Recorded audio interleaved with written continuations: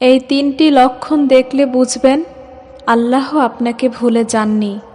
আপনার জীবনে কি এমন কিছু ঘটছে যার কোনো উত্তর আপনি খুঁজে পাচ্ছেন না? দোয়া করছেন কিন্তু কবুল হচ্ছে না মনে হচ্ছে। কাঁদছেন কিন্তু পরিস্থিতি বদলাচ্ছে না।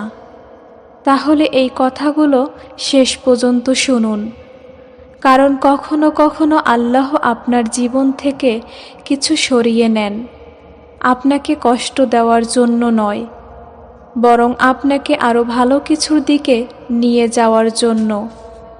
প্রথম লক্ষণ, আপনি গুনাহ করার পর আগের মতো শান্তি পান না। আগে যে কাজটি স্বাভাবিক মনে হতো, এখন সেটাই আপনার অন্তরে অপরাধবোধ তৈরি করে। এটা হতে পারে আপনার অন্তরকে আল্লাহর দিকে ফিরিয়ে দেওয়ার একটি সুযোগ। দ্বিতীয় লক্ষণ, আপনার বিপদের সময় আপনি মানুষের চেয়ে আল্লাহর কাছে বেশি ফিরে চান।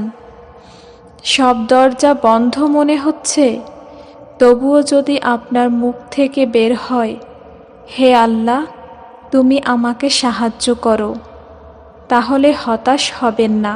তৃতীয় লক্ষণ, কষ্টের মধ্যেও আপনার নামাজ, দোয়া আর আল্লাহকে স্মরণ করার ইচ্ছা একেবারে শেষ হয়ে যায়নি। মনে রাখবেন, আল্লাহ বলেন, নিশ্চয়ই আল্লাহর স্মরণেই অন্তরসমূহ প্রশান্ত হয়। তাই আজ আপনার জীবন যত কঠিনই হোক, আল্লাহর রহমত থেকে নিরাশ হবেন না। হয়তো আপনি যে দরজাটি খুলতে চাইছেন, আল্লাহ সেটি খুলছেন না, কারণ তিনি জানেন ওই দরজার ওপাশে আপনার জন্য কি আছে। আজ শুধু একটি কাজ করুন, 2 হাত তুলে বলুন, হে আল্লাহ, আমার জন্য যা কল্যাণকর সেটি সহজ করে দিন, আর যা আমার জন্য ক্ষতিকর তা আমার কাছ থেকে দূরে রাখুন। আল্লাহ আপনার কষ্টকে সহজ করে দিন। আমিন।